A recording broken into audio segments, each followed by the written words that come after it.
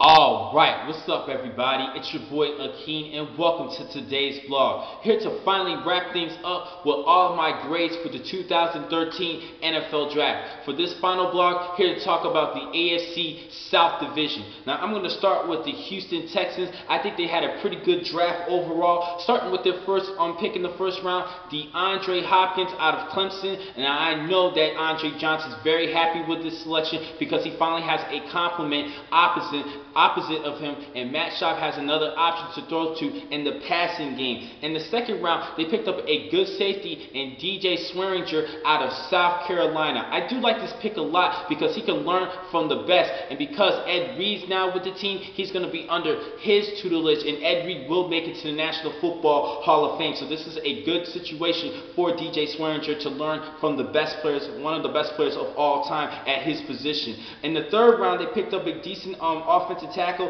and Brendan Williams out of North Carolina. I think that was a decent pick. And also in the third round, they picked up a good defensive end and Sam Montgomery out of LSU. Now LSU has been having a lot of great defensive linemen for the past upcoming seasons, and I think this is another good one at defensive end. Hopefully he could have the potential to become a great starting defensive end for the Houston Texans, and I think this was a good pick overall. And in the fourth round, they picked up another good pass rusher and Tavado Williams out of UConn. I think this was a good selection with him and C.O. Moore working together in that defense. That was a good 1-2 combo at the defensive end / outside linebacker position, C.O. Moore and Tavado Williams. Even though Moore is a better prospect, Tavado Williams did pull up good numbers. He actually had more sacks than C.O. Moore, but C.O. Moore did have more tackles for loss. I think these two players are great players for you coming out of UConn.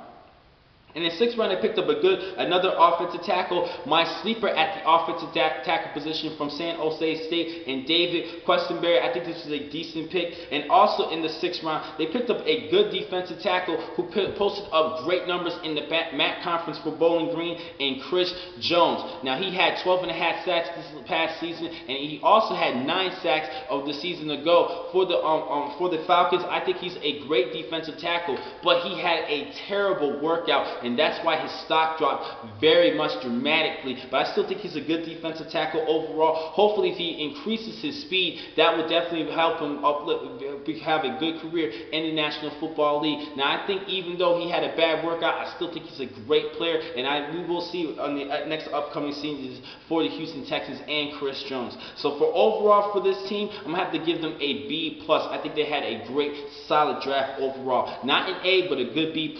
Give compliments to them. Next team I need to talk about is the Indianapolis Colts. Now they didn't really have too many sexy picks, but they were actually sticking with the program and sticking with their game plan and their selections. Starting with the first round player pick, they actually had to pick up a good defensive end to replace Dwight Freeney, and they picked up Bjorn Warner out of Florida State University. I think he's a good rush end. And in the third and fourth round, that was their next two selections. They started to address the offensive line, and they picked up guard Hugh Thornton out of Illinois, and they picked up Kalen Holmes out of USC. They're going to need more protection for second-year quarterback Andrew Luck, who has been dealing with a lot of hits as a rookie, so they really need some help in the offensive line. And in the later rounds, in the seventh round, they picked up a good all-purpose running back in Kerwin Williams. Now, it looks like Vic Ballard probably is going to be that starting running back in week 1, but that running back battle is still intact at Indianapolis between Kerwin Williams, DeLon Carter, who's still in the roster, Donald Brown, and Vic Ballard. I think Vic Ballard will get that starting out in week 1 this upcoming season. So for overall for this team, like I told you guys, they did not have too many sexy picks. I'm going to give them a C+ overall. Next team I need to talk about is the Jacksonville Jaguars. I think they had a decent draft, starting with their first pick and number 2 overall selection in Luke Jokiel out of Texas A&M. Now, me, honestly, I think they should have went with a rush end and on defense with this selection. I think they should have picked up Deion Jordan out of Oregon, but I still think this is a solid selection. Now, for quarterback Blaine Gabbert, he will either get better with this because of this pick, or the Jacksonville Jaguars would definitely definitely pick up a quarterback in next year's NFL draft. So he needs to do well because they picked up a good weapon to protect him for Blaine Gabbert. Next pick is in the second round. The first pick of the second round, they picked up Jonathan Cyprian out of Florida International. I think this was a great upgrade for the defensive backs. And they also picked up in the third round Dwayne Bratz out of UConn. Two good defensive backs. I think that helped out to help out the pass defense overall. In the fourth round, they picked up a decent playmaker in Ace Sanders. He's a great playmaker, especially as a return specialist. And I know that Jacksonville's definitely going to use him as a receiver and a return specialist this upcoming season.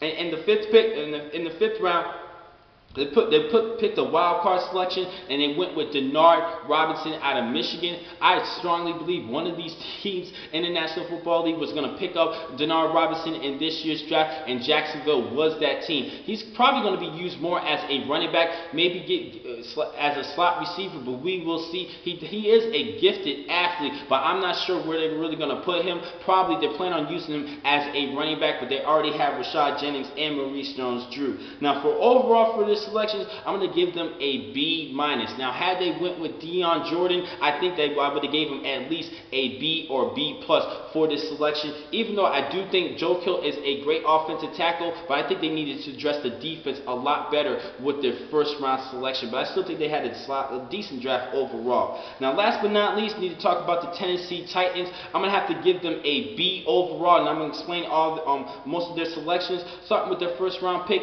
Chance Warmack out of Alabama. He's a good gifted guard, and they also picked up Andy Levitar off free agency. I think that was a good pickup to address the offensive line to protect Jake Locker. In the second round, they picked up a good receiver out of Tennessee and Justin Hunter. I believe that he is first round quality, and like Cordarrelle Patterson, he's a gifted receiver. Now, Cordarrelle Patterson was the better prospect this year, but for this past season, Justin Hunter was the guy who was actually making most of the plays for the Tennessee Volunteers.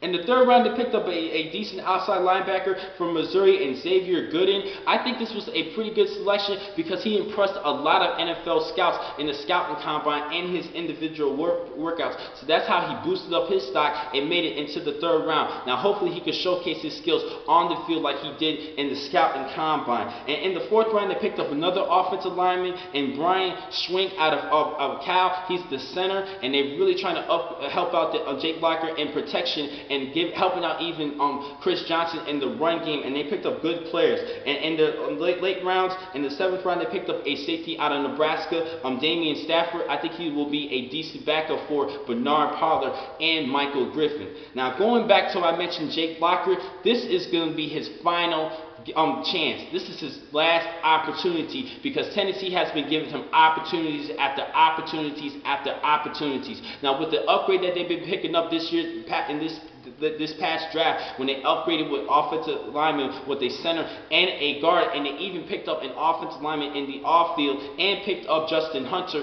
there's pretty much no more excuses for Jake Locker. He needs to produce, and if he does not, he would definitely be released, and they would definitely go with a new quarterback for the Titans. So I wish Jake Locker the best of luck. So overall, because of their picks, I'm going to have to give them a solid B for their selections. I think they did a good job overall. It's all on the shoulders of Jake Locker. Now, that's pretty much wrap things up with the National Football League. The next time I'm going to catch you guys talking about the NFL is later on late in the summer, where I will talk about the NFL fantasy football, where I will give you all my top players heading into this season, as well as some tips for fantasy football. And you guys already know I'm going to go back to college football and talk about college football for this upcoming season and give you all the latest news with that. And so I'm going to catch you guys a little bit later in a couple weeks from now, but I will keep you guys posted with some important news in college football and possibly some NFL fantasy news at that. Catch you guys way later. Thank you for watching today's vlog. I'm your man, Akeem McCall. Be easy.